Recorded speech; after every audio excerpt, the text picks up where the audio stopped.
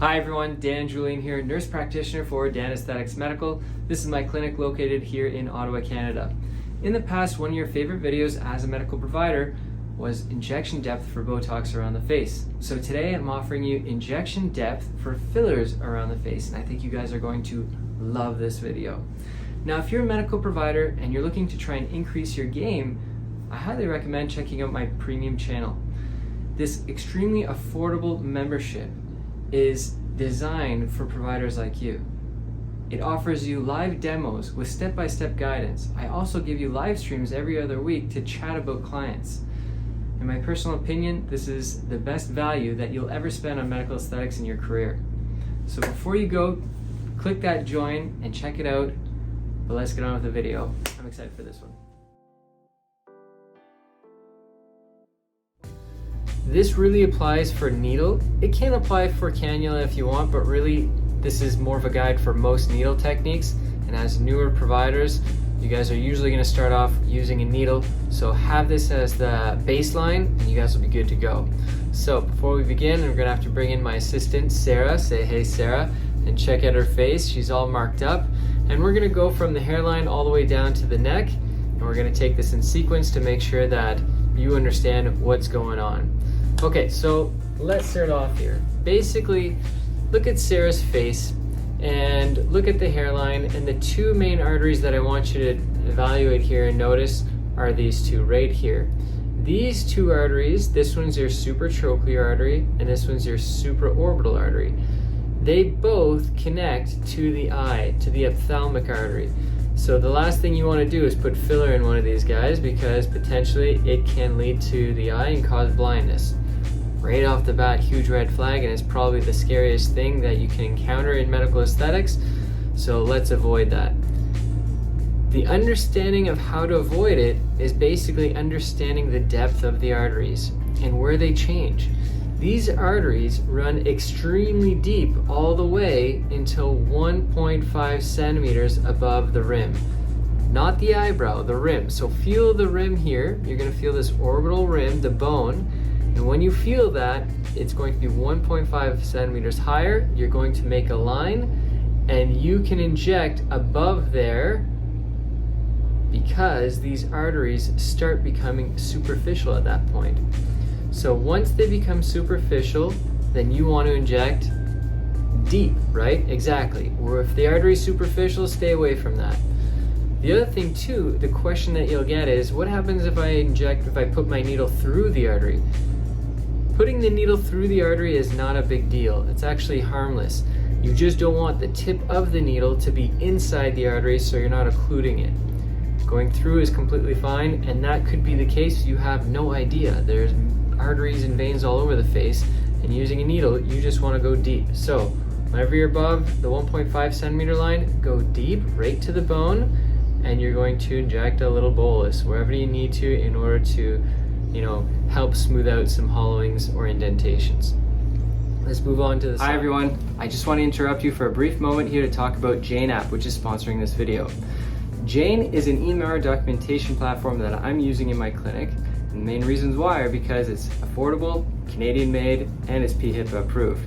Not only that, they have a great support team, and it's an interesting, easy way for you to get started. A good example is go into Jane app, look up my clinic or any other clinic. My clinic is Danesthetics Medical Design, and you will have access to all of my chart templates. These are all templates that I've created, including consent forms, and they're made publicly available to all of you. So if you're new in this industry, or if you just want to spruce up your EMR and try something new, check it out. If you want to give it a try, here's a 1-month grace period using Danesthetics 1MO, and give them a whirl.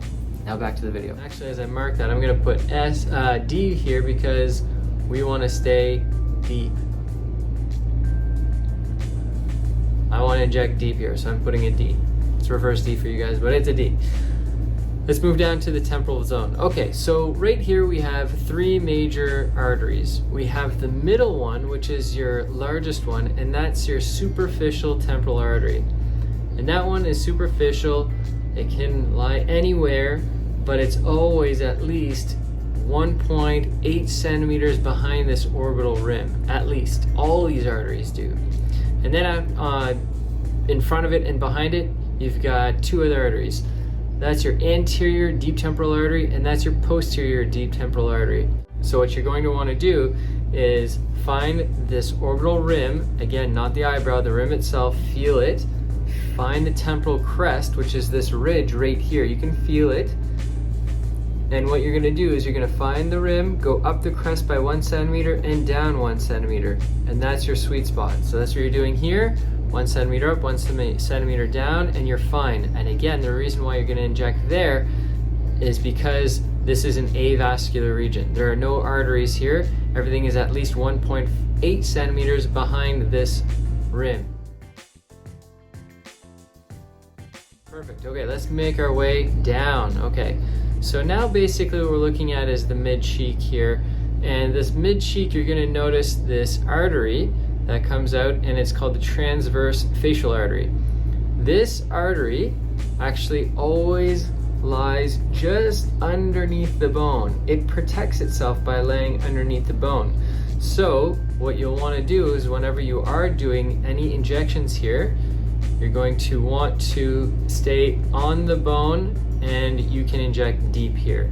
But stay on the bone and you're fine. If you slip under, then you can end up being in trouble. So don't slip under the bone, stay on the bone, and you're gonna be fine. Here is definitely going to be another deep zone. So we've got deep, and we also said we're gonna go deep on the temple, so I'm gonna put deep here as well. Now we're gonna move our way over here, the mid-cheek region, or the lower cheek region. This area right here, I'm gonna actually draw a little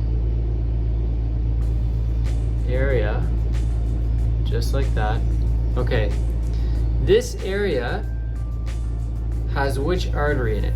This is your facial artery.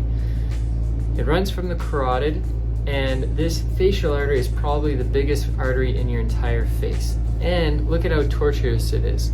It moves around like that, and the reason why it does that is because we have a lot of movement with our cheek here, with our mouth. So if that artery was tight, well, it would probably pinch off every time I'd open my mouth, and we'd have some blanching there. So for us, this is why it's tortuous. And it's not always right there. It can move around a little higher, it can move around a little lower, but it's always around in this region. Now, is this artery superficial or deep? Well, if you feel on your mandible, you can feel a little notch right here. And that notch is the facial artery. And the reason why the notch is there is because that facial artery is so bounded tightly to that bone, it's caused an indentation. It's a way to protect it. So we know that this artery runs very deep all the way till about the lateral iris, or the lateral part of your iris. And after that, it tends to go more superficial. So here we know that the artery is deep, so whenever you're injecting, you are going to stay superficial. Let's move on here and let's look at the labial arteries. So this branch of artery, this facial artery, has two branches. We've got a supralabial artery and an infralabial artery. And this artery runs deep. So whenever you're doing lips, you're always going to want to stay superficial. That artery actually stays deep, and it stays in the wet mucosa, which is, if you ever want to find it, lift up your lip. This is the dry border. Underneath it starts getting wet, and that's your wet, dry border. And the artery always lies in the wet area, and it's posterior, it's behind, and it runs deep. It actually almost never comes closer than 4 millimeters to the surface. So whenever you're injecting the lip, stay superficial. You want to be in the subcutaneous region, and you'll be fine. Don't inject deeply, it's going to cause you issues. Here is going to be your submental artery that goes up the chin and anastomoses or connects with the mental artery. Okay, these arteries run deep, but again, this artery here runs underneath the jawline. It doesn't run on top, it runs underneath, And then as it comes up, it actually starts going somewhere between the superficial and deep area. It's extremely rare where it's going to actually hug deep here. It's always somewhere in between. So when we're doing the chin, in order to stay safe, you keep the needle on the bone and you don't move it. Last but not least, this section right here. There's two major arteries that you need to understand. First, we're going to talk about this one. This is the infraorbital artery. If you ever want to find it, find that notch above your eyebrow, which is where your supraorbital artery is. Straight down about 1 to 1.5 centimeters below this orbital rim, you're going to find this artery. And this is actually an extremely small branch connecting from the carotid artery. That's right, the carotid artery comes up, goes underneath all the tissues. It actually branches off from the transverse facial artery and also goes underneath all these tissues and then pops out over here. Worst case scenario, if you actually got a little filler on there, it would probably just drain down because these arteries are massive and it's not going to cause any major issues. It also has an additional protective measure to it. It has a little bony hub that protects that area. The hub is like this, the arteries come down and then they arborize or branch out. So in order to avoid occluding or getting filler directly into that area, don't come from below, go from the side or above and go perpendicular and you should be fine. The main reason why I want you to actually inject deep here, surprisingly, is because of this facial artery. This facial artery runs deep until it crosses over the lateral pupillary line. Once it's now medial, this artery ends up becoming very superficial and it connects to the angular artery, or it actually is the angular artery, just it's a different name once it hits the nose. But what's important is that this artery connects to the dorsal nasal artery, which runs right to the ophthalmic artery. So this is a major reason why some people end up going blind, and we want to completely avoid that. This is a major artery that's big and it doesn't stay in position. Often enough, it does lie right along the nasolabial fold, but sometimes it can go north, sometimes it can go south. We actually don't know exactly where it lies. So in order to protect ourselves, we want to make sure that we stay away from it at all times. And the only way to do that is to stay deep.